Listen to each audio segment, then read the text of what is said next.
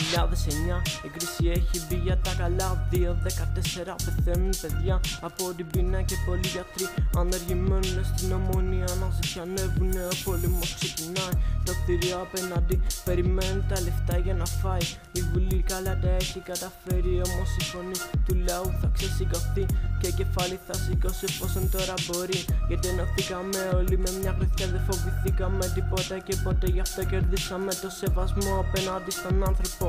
Και όχι σαν ζω να πολεμάω για το αύριο. Εγώ γράψα για τη ζωή, όμως αυτή με πάτησε στο πάτωμα με τους υπόλοιπους, γιατί δεν έδωσα ουσία στα λεφτά. Εγώ τα γάμισα και τα άφησα να φύγουν μακριά, γι' αυτό περνά καλά με τα λένε από τη γειτονιά.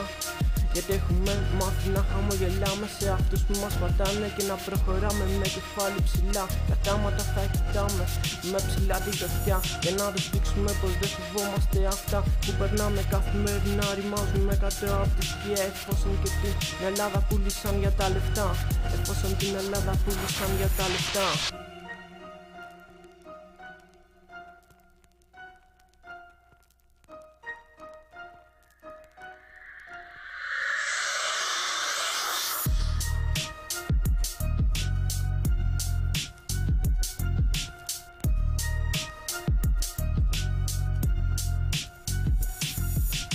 Ήταν MC, τα λάνια είμαστε εμείς. Λεφτά δεν ακουμπήσαμε, γι' αυτό γίναμε MCs.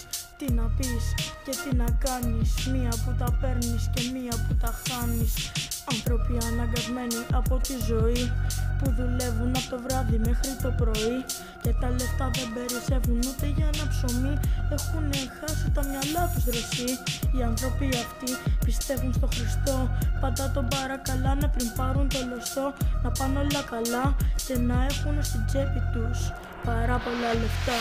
Αυτό κανείς δεν το είπε δυνατά, γι' αυτό και εμείς το δίνουμε πιο τραγουδιστά. Άνοιξε τα αυτιά και κλείσε το στόμα, θέλω να σου πω δυο λόγια ακόμα. Ποτέ να μην βγάζεις ξανά το ίδιο κόμμα, γιατί αυτοί θα μας ρίξουνε στο χώμα.